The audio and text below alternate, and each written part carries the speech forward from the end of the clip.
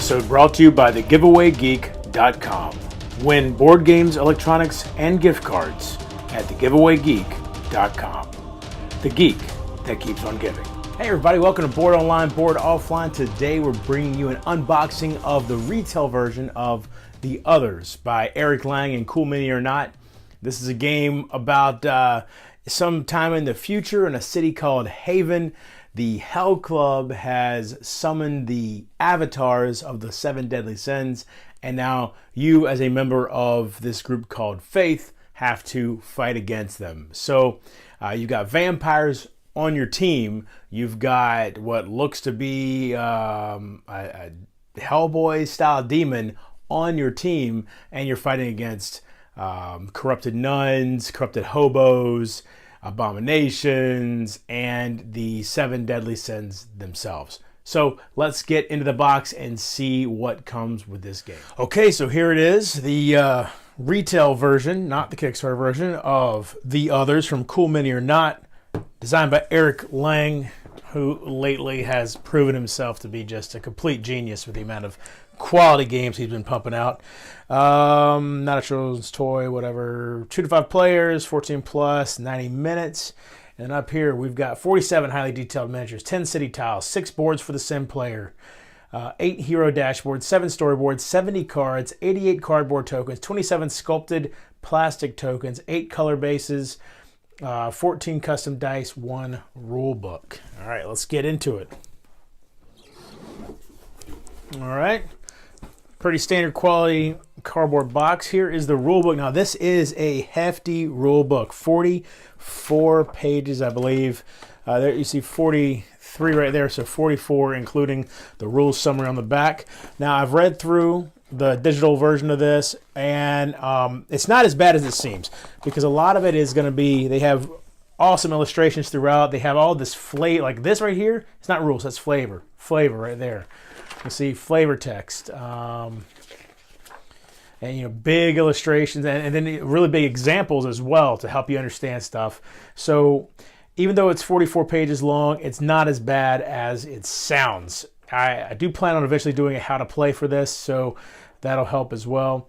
But again, flavor text, and it's pretty interesting flavor text, too. So as far as the rule book goes, really nice looking rule book, and even though it's pretty hefty, it really isn't as bad as you might think.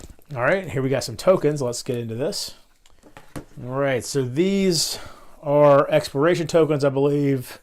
Perhaps, I think city action tokens is what those are. And then some marked tokens, extra turn tokens here maybe. So that punched out real easy. And let's look and see. Just the standard type stuff, nothing tearing, nothing crazy like that. Exploration token doing the same thing, and you see on the back here the exploration tokens have fire, these pentagrams. These are what are those? I can't remember exactly what those are, and you can see the exploration tokens, a used side, unused side. I'm sorry, with the extra turn, or maybe these are active. These might be activation tokens. Anyway. Again, different colors on the marked tokens as well. So all of that seems to be punching out pretty well. I'm not sure what that's used for. Okay, some more tokens. Here you've got, these are some non-player characters that are in there to help you fight against the sin for the hero players. There's another one. So there's 3 NPCs that give you various bonuses. Here we've got, not sure what that one's used for. This, I believe, is the Metro, right there, for getting around the city. Here you've got the Orbital Strike Satellite, where it marks where it's going to hit. Here we've got some more pentagrams. These are the extra turns. Okay, yeah, because it's +1. Here we've got, I believe, maybe those are the nest tokens. I'm not sure. Here we have, these are also technically NPCs, but in the game refers to NPCs as the ones that give you bonuses. These are civilians that you may have to assist throughout the game. And then we've got some, I believe these are sin reaction tokens, or what these are. Again, they're all punching out nice. Let's see. This is these are the storyboards. So There's quite a few different stories in the game. You can see this is a terror story, whereas this is a corruption story. And that's not just a little tagline, that actually tells you the idea behind the story in terms of what you're going to be dealing with. And then here's a redemption story. Those are the three types of stories, and I can't remember exactly the differences. I believe the terror stories are much more straightforward fighting, whereas in the corruption stories, if your hero takes full corruption, then they end up having some sort of backstory revealed and stuff like this. And you can see that these are the missions during the game, and they actually branch out as you're going along. And then have a end goal. I don't know if there's any branching end goal. I believe they all may have this, you may always be working towards an end goal, but you can see here's some more storyboards. And so this is how a lot of the replayability comes in this game, because the goal in the game is where it comes from, these right here. And you can see you've got some setup, and on the back looks like two different types of maps, I guess, that you can set up. I don't know if it's specific for a number of players or what exactly is going on there, if you can just set up whichever one you want. Okay, before we get to the awesome miniatures, let's take a look at these cards. Okay, so we've got Hellfire Mutate. What are these? These are some sort of, I guess these are the Sin cards? What are these? I'm not sure. But Hellfire Mutation, that's what the back looks like. Each Acolyte gains corruption in fights, okay, or that's the symbol for dealing corruption to the heroes. And then here, each abomination gains physical damage in fights. Okay, so some cards like that. Dr. Gan, Grin, Marguerite, some different Hell Club people. I'm not sure exactly what the Hell Club is. I know it's kind of responsible for what's happening to the world. Here we've got Hellfire Curse. These are looking like this on the back. All right, so, oh, I see. You know what? Look, these are going to be used, I bet, in the terror stories. I remember reading something about that in the rulebook now. So these are for the terror stories. These are in the corruption stories here. You can see you've got Marguerite, Gordon Vex, Flay. Okay. And then here for the redemption stories, Gordon Vex, Dr. Gan, Grin, and this other stuff. Acolytes and abominations each gain +1 defense, that sort of thing. Okay, let's get into these. These are the Dark Past cards that are used in the corruption stories. I believe that there's going to be more in this package than just that, though. Okay, so yeah, so here, these are the Dark Past cards, and level 1, no effect. Level 2, hero takes 1 wound. The 3, raise apocalypse track by 1, and so on all the way up to 7. This hero joins the Sins player as a 5/5 monster, so that's pretty awful. All right, here we have all your upgrade cards that the heroes are going to get to use throughout the game. For instance, you've got Cyber Legs. It is Cyberware. You can move 3 spaces per turn instead of 2. Let's see what else we got. Adrenoware, +1 die to skill rolls. Riot Shield, +1 defense. We'll definitely be doing a card close-up of this game, so we'll get more in-depth with that stuff. All right, here we have Sloth Sin cards. Okay, these, I'm guessing, yes, these are the Sin cards that you're able to play as the Sin player throughout the game. Slouch in Darkness. Start of hero turn. Move up to 3 monsters, 1 space each. Curse of the Crawl. Start of hero turn. The current hero can't move unless the heroes collectively take 3 wounds. Wow. So some good stuff there for the Sloth Sin. And then we have, this is going to be Pride here. Haphophobia. Start of hero turn. Teleport this hero 1 space away. Primal Conceit. Start of fight. Teleport the avatar anywhere unless each lone hero takes 2 corruption. So there we go. Let's take a look at the dice. Tell you what, these guys aren't looking at the Fantasy Flight rulebook here. They give you plenty of dice, it looks like. All right, these are etched. Fantastic. And they look really cool. They have nice weight to them. I'm liking this. That's the explosion side where you get to keep rolling dice and dice and dice. I really like Like the weight of them, like how they feel. That's pretty good. So let's take a look at the hero dice real quick. Same thing. You've got the skill side, defense side, hit side. That's defense against corruption versus, where was the other defense? The other defense was against physical. That's physical damage. And then that's the, not only do you roll more dice when you roll that for the heroes, but then you get to choose what this is going to be. So that's good too. Okay, look at this guy. This is the Avatar of Pride. Oh, he's taped in there. Let's get that open. This guy is a beast. Look at the detail on him. You know, I just realized this is my first Cool Mini or Not game that I own.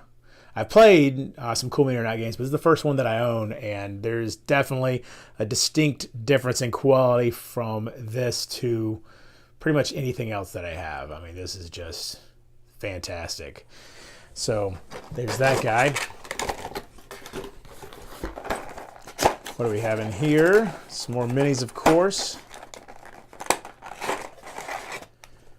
Okay, these look, I believe these are going to be the heroes. Here are the different color bases, which are not just, the colors actually represent the type of hero they are. So let's pull, won't pull all these guys out, but oh, look at this guy. Man, that's pretty awesome. Just look at that. I just love the detail on this. This is fantastic. What else we got in here?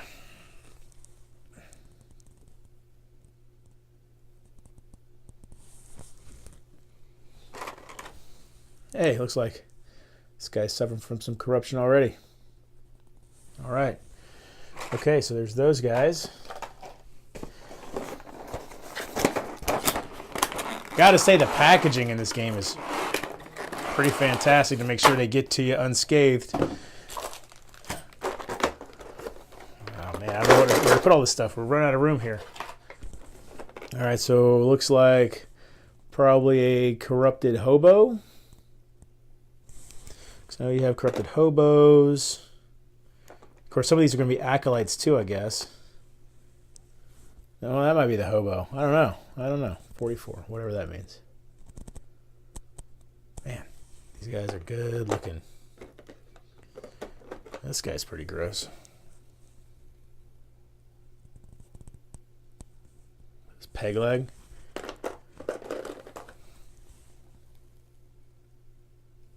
I know there's corrupted nuns in here. I'm not sure which one. Maybe these? Maybe these. That's probably the nun. I think so. Yeah. Then let's take a look at what's underneath him. Woo! Look at that guy. That guy must be... This must be the Avatar of Sloth right here.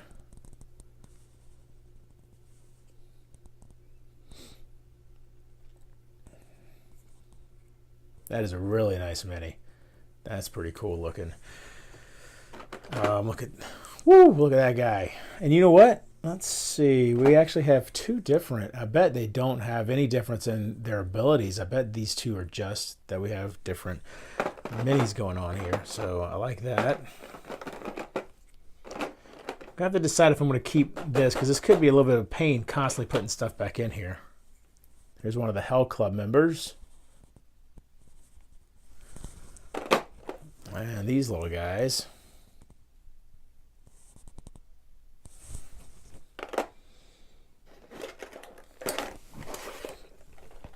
What else we got?